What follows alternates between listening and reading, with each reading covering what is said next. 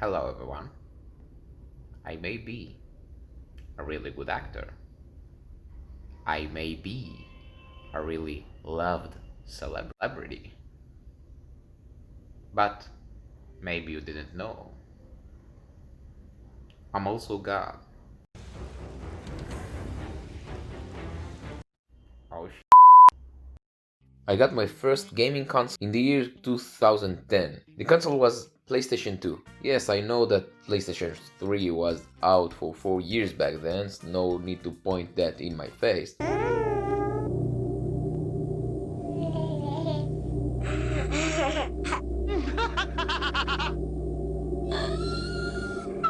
My family was pretty poor, so even the old good PS2 I got was a used unit. But man, what a console! This is fantastic. I'm in heaven. Now, I did use after that in the PlayStation 3, PlayStation 4, Xbox 360, Xbox One whatever, and a lot of their games, and of course the Master Race PC, but I still feel like I had the most fun with my PlayStation 2. It's like the most fun I've ever had in like all my lives. Maybe because I was young and video games are a lot more fun where you're young, but I feel that the main reason was the games, and especially the exclusives. Although the PlayStation 2 was weaker in means of horsepower compared to her two sisters, the Xbox and the GameCube, it became the best-selling console of all time. Yes, more than the Wii and the DS. There are two main reasons for it. Number one is a spectacular decision by Sony to put a DVD player in the console. In a time that most DVD players were more expensive than the PlayStation 2 itself, people just preferred to buy the console and get the bonus of playing games, even though they got the headache of screaming children, "Mommy, buy me this game!" every time they passed by a game store. The second reason was, shockingly, the games. PlayStation 2 had the best games, especially the best exclusives, in my opinion. Games like Tekken, Killzone, God Hand, which is painfully underrated and God knows why it hasn't got a remastered version yet. Shadow of the Colossus, Gran Turismo, Okami, Sly Cooper, Kingdom Hearts, Jak 3, Ratchet & Clank, Metal Gear, Final Fantasy Echo, and the list goes on. Although I can't really say that every aspect in every game has aged well.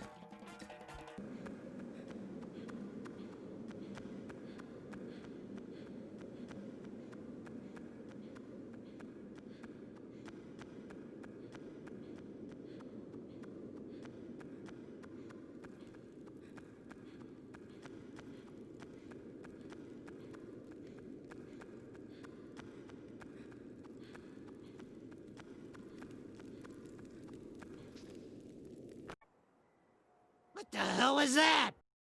But above all those great games, stand one.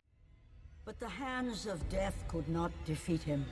The Sisters of Fate could not control him. And on this day, the man, the legend, Kratos, will have his revenge.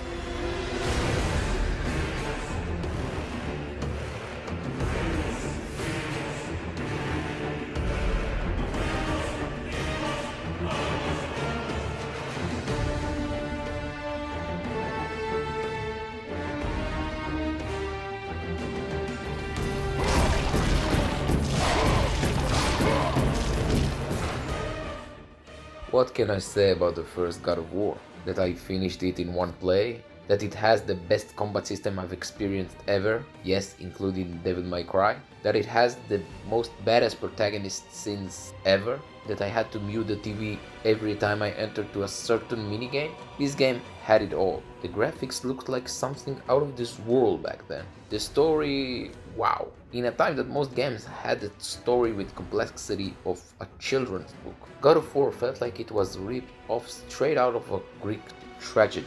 This story is so mature that I'm really surprised it hasn't got a movie adaptation.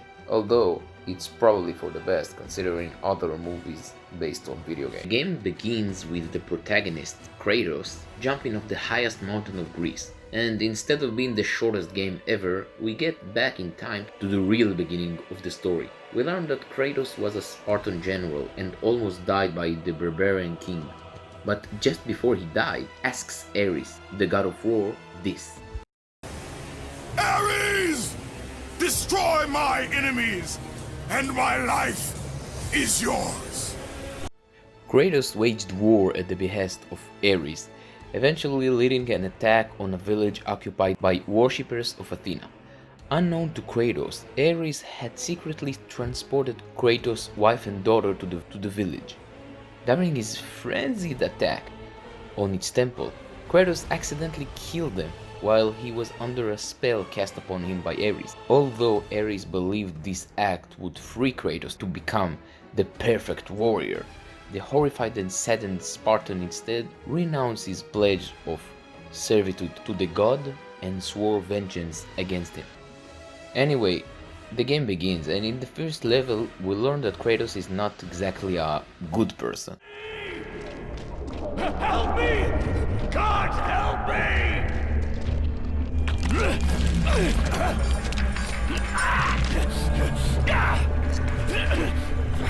Thank you! Thank the gods you came back for me! I didn't come back for you.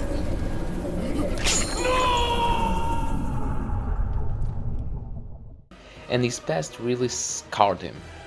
He's ruthless, kills with no reason, and has no mercy. Despite him being such a evil person, the gods help him throughout the game. You know, politicians. And in the end, Kratos kills Ares and becomes the new god of war. Great story for a great game. I was trying to make you a great warrior. You succeeded.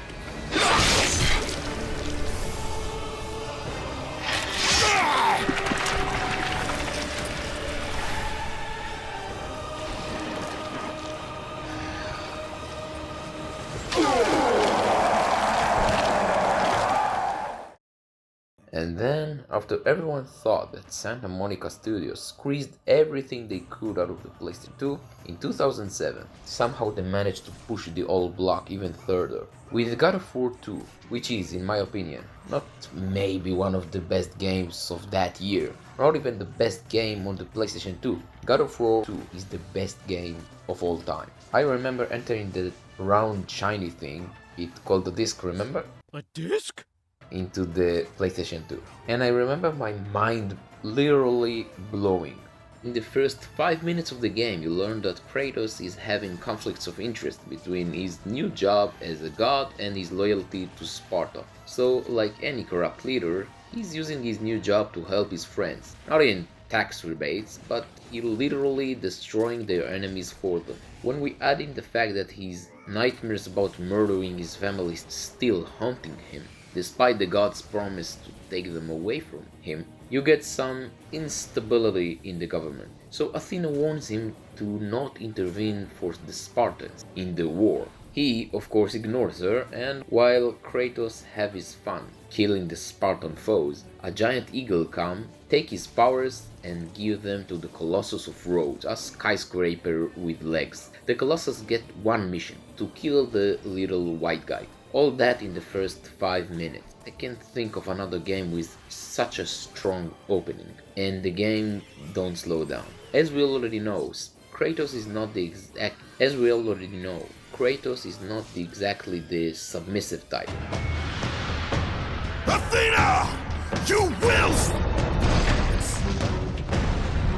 And although he's not giant anymore, he still has the powers he got in the first game: super strength, super magics and super screams. He decides to fight the Colossus and get an unexpected help from Zeus, the one with the beard, who gives him the Blade of Olympus, a weapon which requires Kratos to infuse the blade with the remainder of his godly powers. Although now human, Kratos defeats the Colossus but is morally wounded.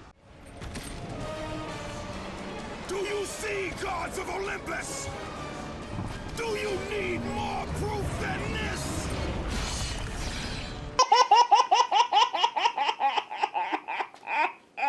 But end the battle mortally wounded. The eagle reveals itself to have been Zeus all along, who stated he was forced to intervene as Athena refused to do so. Zeus then grants Kratos a final opportunity to be loyal to the gods, but Kratos refuses. Not the submissive type. As I said, Zeus kills him with the blade and destroys the Spartan army, every last one of them. And the game hasn't even really started yet. Kratos gets to hell, but he gets away with the help of the Titan Gaia. Then get on the great quest to find the Sisters of Fate, get back his powers, and get back in time to the moment which Zeus betrayed him. Sparta, not a coward. Only a coward accepts death. I am no coward. Then you must fight. I will show you the way to the Sisters of Fate. Only with their power will you defeat Zeus.